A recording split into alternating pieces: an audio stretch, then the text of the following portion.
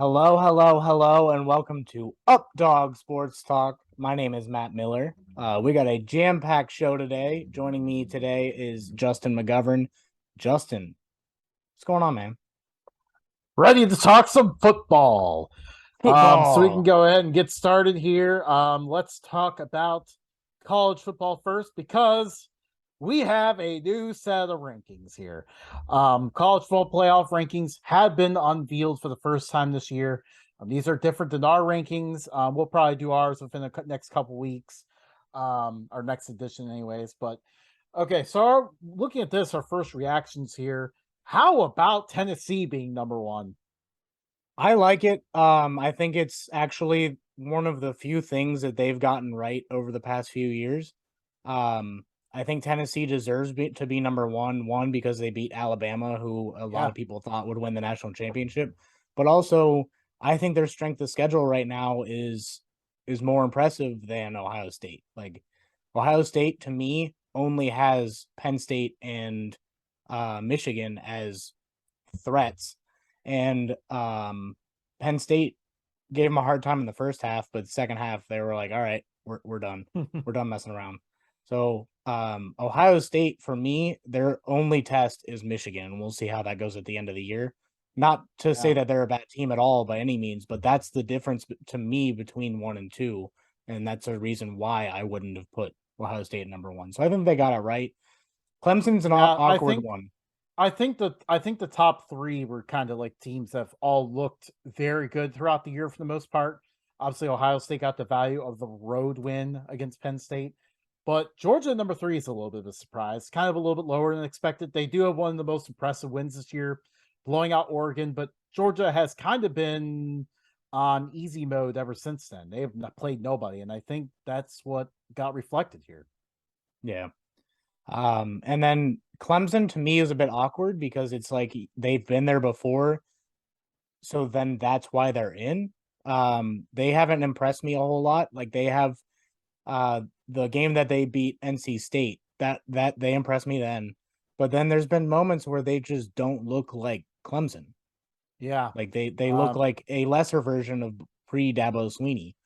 Like to me, I would yeah. rather put Michigan or TCU there. Yeah, and yeah, definitely. I mean, Clemson, their wins this year are all rather close wins against the teams 20 through 22 in the poll. They were very lucky to get past Syracuse. And yeah, like he's mentioned, like TCU kind of, I mean, diving down a little bit here, TCU seems kind of low at 7, I feel like. You look at the quality of wins, they have wins over number 13, number 18 in the rankings. So that's pretty good. And then you top it all off, like TCU has not had an easy game. I mean, since like week 3 this year, Yeah. they play in the Big 12, the deepest conference in college football. There's no easy game there. Like at least like we talk about Tennessee. They had Tennessee Martin in there recently. Some of the teams like Vanderbilt. I don't think Tennessee's played Vanderbilt yet, but like there's some easier teams in the SEC that Tennessee gets to play. Georgia's gotten to play Vanderbilt. Um, like those teams get a break here and there, where TCU has not had that, and yet they managed to maintain an undefeated record. I think TCU got the most underrated, but I think TCU and Clemson share similar cases. They need to go undefeated to make the playoff. If they don't go undefeated, they're not making it. I think that's the Right. message we get And here. I think at the end of it, it's going to be between Michigan and Alabama if those teams lose. Yeah. And I Um, think they would be more inclined to put Alabama in over Michigan just because Alabama's going to make them money. Like it's yeah. all a money thing now. Well, And I don't think that's forget why that TCU's Michigan probably already is and will be punished for their weak non-conference schedule. Instead of playing UCLA, who's number 12 in the rankings, Michigan bailed on that game and played Hawaii instead, which the rankings don't go that far, but Hawaii would probably be about roughly number 130 if they did.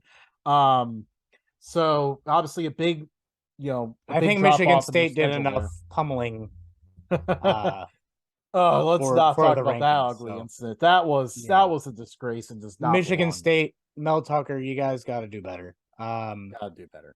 But going down the list, there's like LSU actually has surprised me, but they haven't impressed me.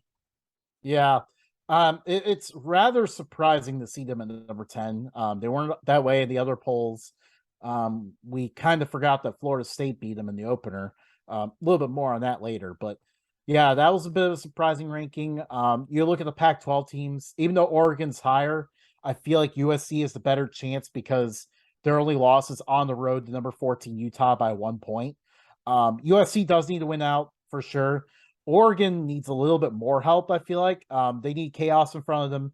They also need to win out, and they need Georgia to not be part of that chaos. They need Georgia to be undefeated. So that, I mean, what would help their case is if Georgia blows out Tennessee. That legitimizes them a little bit. Okay, we're not the only good team that's been blown out by them. Georgia just turns it on when they play tough opponents. That's kind of the argument they want. But for right now, like the way things look at the moment, it does. I don't think Oregon stands a chance, or even as much of a chance as USC or UCLA does. UCLA would need to win out and get revenge on Oregon. Um, Illinois, I would move up the list a little bit. I'd probably have them like 13th, 14th. yeah, Um, it's kind of weird to see a 5 spot disparity between like Illinois and Ole Miss. I guess Ole Miss took a loss to a better team, but neither one, both our one loss teams have been solid years. Neither one has a win that sticks out at this point. But so it's kind of weird to see a 5 spot disparity there. But again, I'm not too worried about that. That's kind of decent on the list. Now, Tulane beat Kansas State at Kansas State, has one less loss. It's kind of weird to see them 6 lower. Obviously, that's just conference affiliation speaking for itself there, for sure. But yeah, and I then I don't think Syracuse should be 20. yeah, after getting blown I out by mean, that Notre Dame, was, but then again, but Notre Dame really hasn't, like, they've been really hit or miss. So like losing to Notre Dame should automatically move you down this list. And as a Notre Dame fan, it hurts to say that, but what is Texas 3 loss right now? yeah, Texas shouldn't be there. yeah, and I mean Syracuse, you can't move them down too far. They do have two No, I mean losses, I but would still have them in the top 25, but I would, because they lost to Notre Dame, and how bad Notre Dame's played this season, I would probably move them down to 22, 23. well, you can't move them Maybe down to maybe even 22, 21. not 22 because they beat NC State, so Right, they have the NC State head-to-head should move win down there. too.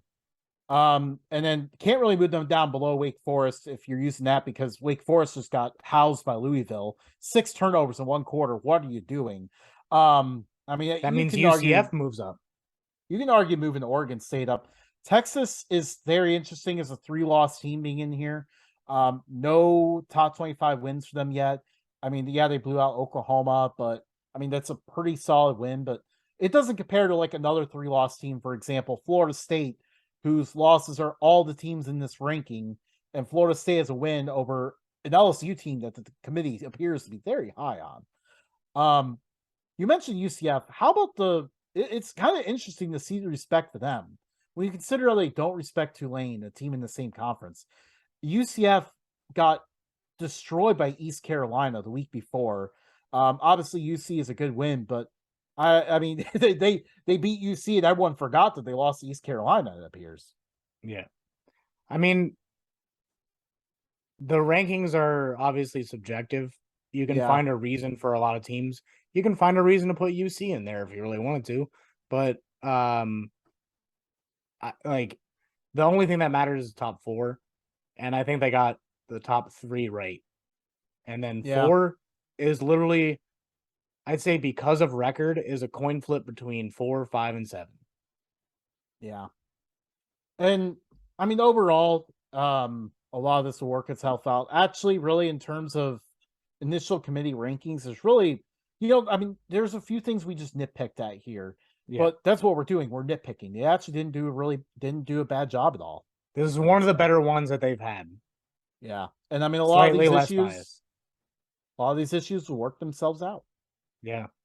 So But like what I now, see so far, we'll see how it goes going forward, because they could just throw this out as like a little, oh, here's a little snack for you. And then at the end of the year, just shove all the SEC teams in there. right. Well, I mean, they kind of already did shove a few of them up there, but Yeah, but at this point, they might as well just put Kentucky and Arkansas in there. yeah.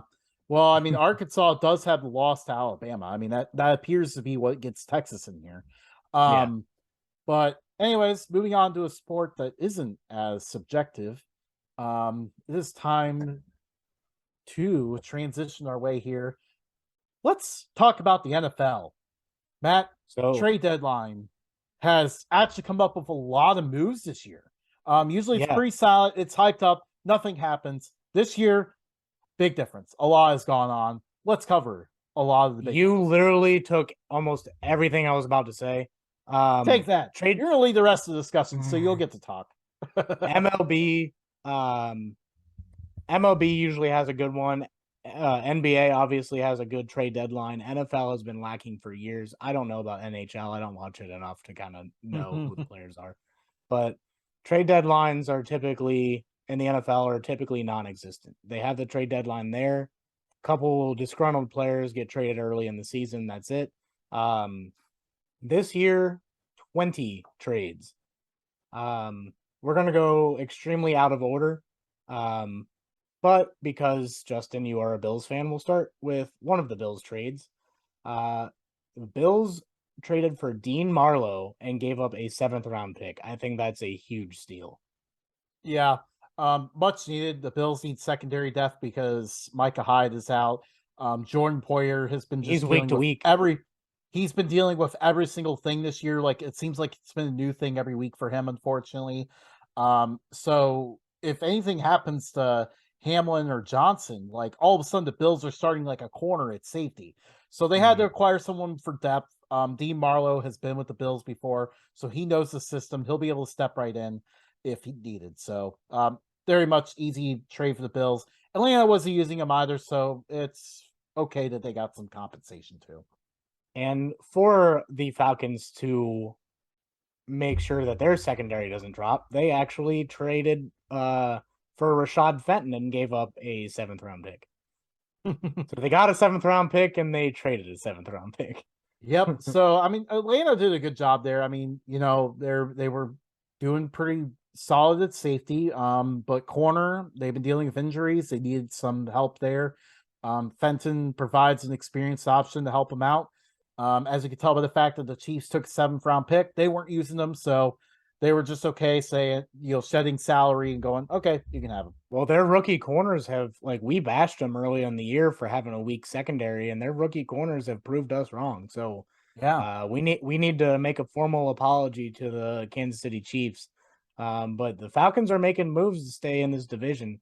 Um, Yeah. who they're leading the division right now. Like Right. who Yeah. would They're have number thought it? one in the division. Who saw Yeah. that coming?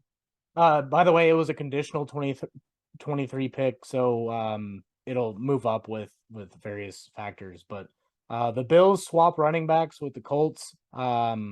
Buffalo gets Naeem Hines, who they could very well use in the passing game, but Yeah. he's a weird combination of Cook and Singletary. Like you're Yeah. basically trading for the players that you already have now, but put into one person. So it's like now you can I think that's going to be pretty easy to be consistent on offense when it comes to running the ball or throwing the ball to a running back. But they give up Zach Moss, who they weren't using at all. They didn't need him anymore. Um, Yeah. they gave up. The Bills did give up a conditional fifth round pick, so that could move up depending on how much Moss plays.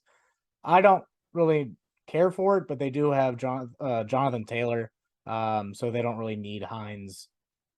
Yeah, So I'm not really sure why the Colts even acquired Moss in this thing. I'm not sure what he's going to provide them. But yeah, for the Bills, at least gives them an experienced option. I mean, it still is what it is with the Bills' run game. The offensive line isn't making holes, but I mean, there are a couple times where Singletary misses it. Hines is more experienced; he'll do a better job, and obviously Hines will be more consistent in receiving dump off passes and stuff. Like Cook gets involved when the Bills hit a lead, but even though he finally made some plays on Sunday, like they still don't seem to entirely trust him. And that's definitely the message we get here. So they just they're wanted more definitely experience. deeper in the pass game than they are in the run game. And I think Yeah, the offensive line works better in the pass game than the run game. absolutely. Um, the Jets are trading Jacob Martin and a 2024 fifth round pick and the Broncos are to the Broncos for a 2024 fourth round pick. So they pretty much just move up one round 2 years from now to give up a player. Yeah.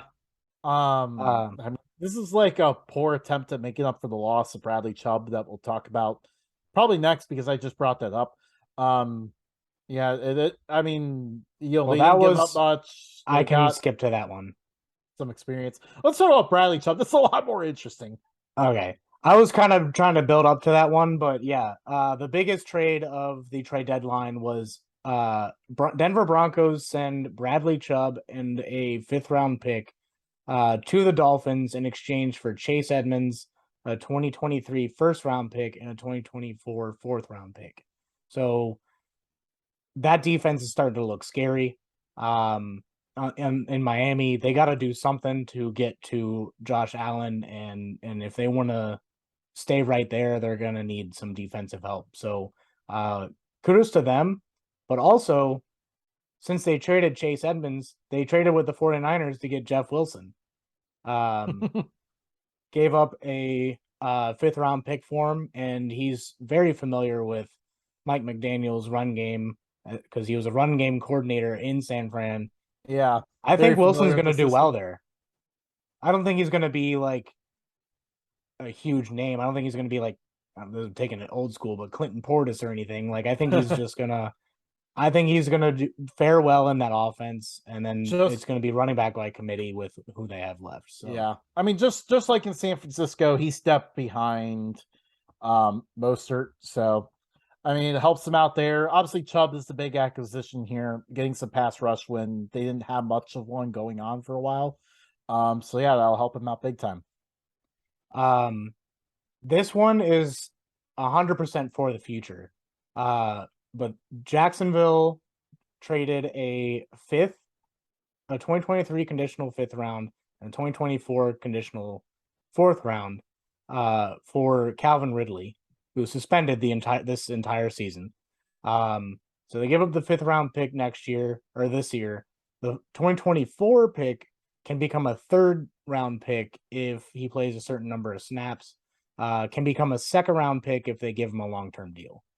So that's very good negotiating on the part of the Falcons because I Yeah, feel like Jacksonville needs that long term receiver, and I think with Ridley and Kirk, I think they have a decent duo there. Probably paid a little bit too much for Kirk, but their offense seems to be doing halfway decent. But that's another yeah. conversation. It's kind of it's ironic. Calvin Ridley is currently suspended because he bet on the Falcons to beat the Jaguars, and now look at him, he's with the Jaguars. And now he's Yeah, gonna be betting against the Jaguars.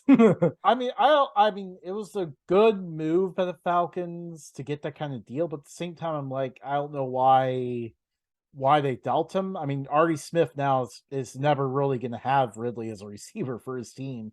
Mm. Um, and obviously, I think if he doesn't Well, get in they're any leading more the division trouble. without him, so maybe they'll take that conditional second round pick and get a really good like.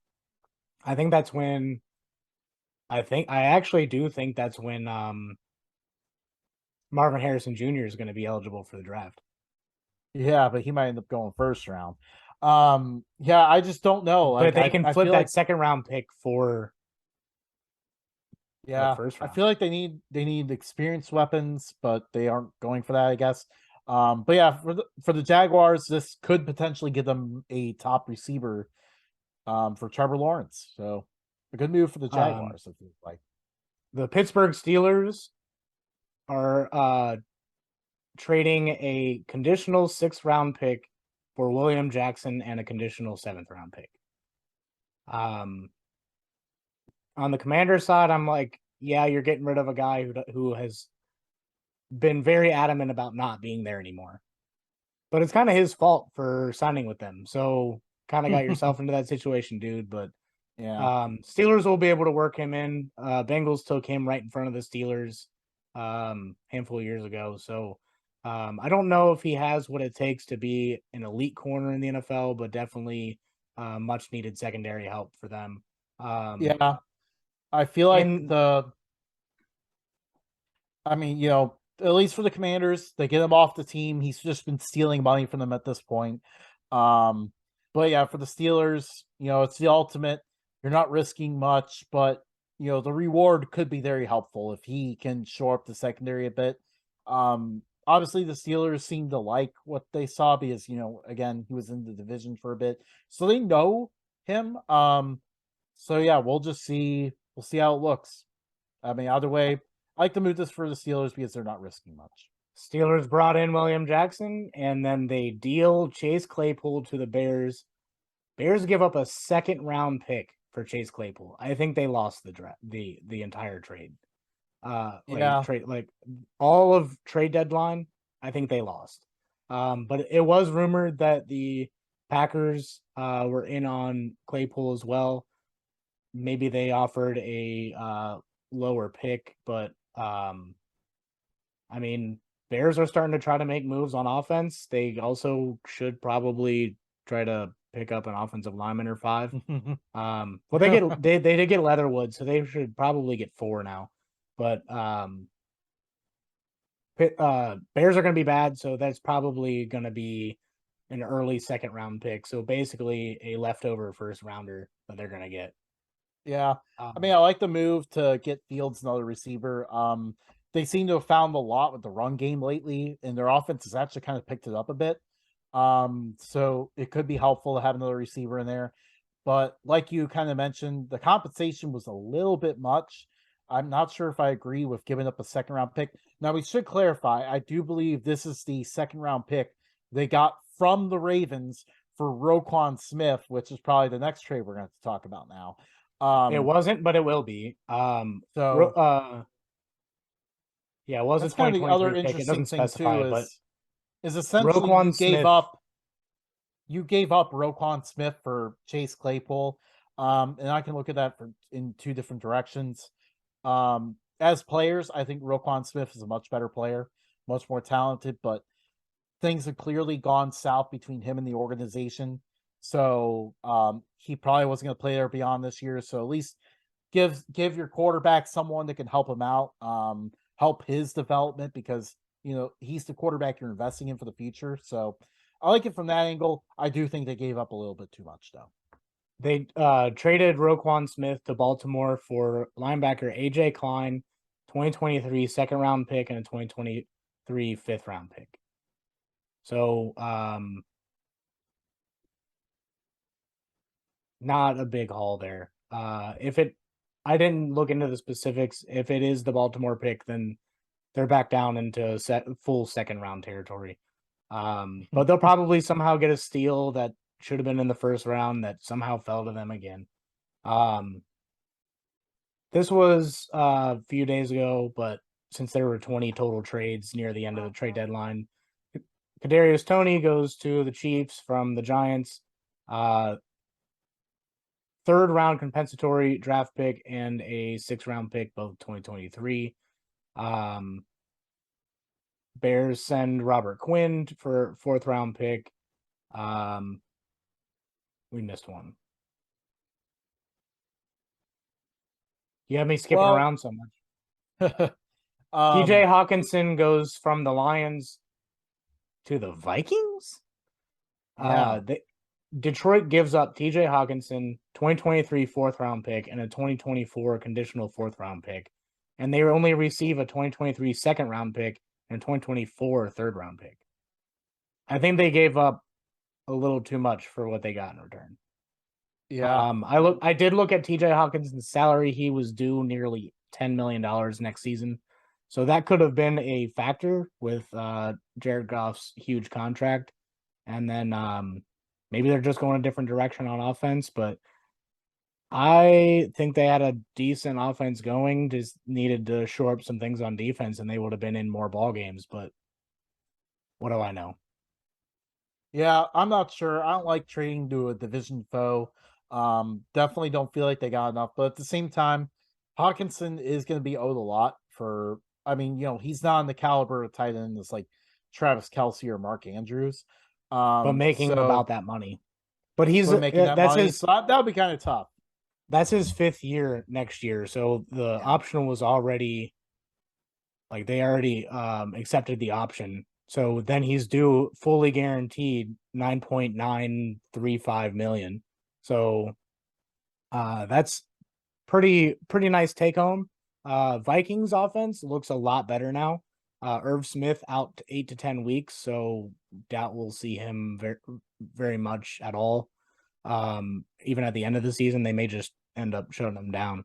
But but the offense with TJ Hawkinson, Dalvin Cook, Justin Jefferson, and Adam Thielen, and then they just got a receiver too. I wouldn't say they got a receiver, but they did pick up Jalen Rager from the Eagles a while back. But he still hasn't really developed as a receiver. And they threw a touchdown to KJ Osborne last week. They're looking halfway decent on offense. Defense needs to be pretty strong, but that's a different conversation. That's the trade deadline. Yeah. News from around the league. Dan Snyder could be selling the team. Finally. We were happy to announce. Well, we didn't actually announce it like everybody else announced it before we got to record. But we are on the show happy to announce that Dan Snyder is going to sell the team. I hope it's some super rich person who will give them a fantastic new stadium and then maybe change the colors too to make the Commanders a little bit more cool instead of kind of thinking about the past. Yeah. Yeah, I like it. Hopefully someone a better human being buys that team and turns them around. I think it'll be good for the brand. Jason Wright, please stay there. We like you. Anything else, Justin? No, congrats to the Commanders. Good job getting rid of hopefully getting rid of Dan Snyder. And yeah, maybe soon enough they'll have a better stadium where the poop pipes aren't bursting on fans. Well, somehow we did this in less than 40 minutes, so I don't know what to talk about anymore. Good job. Well, Hey, you did good. uh, follow us on Twitter, Facebook, Instagram, and TikTok, all at Updog Sports Talk. Hit the like, hit the subscribe, hit the little bell to get notifications when we post. We do not post that often, just once a week, so we're not going to blow your phone up. I hope you liked us. We hope to hear from you. If you got any complaints about any of the trade deadline stuff, please take it up with the American Professional Football League. Justin, anything else? No, that's all. Wrapped it up All right. perfectly. We are out. We'll see you guys next week.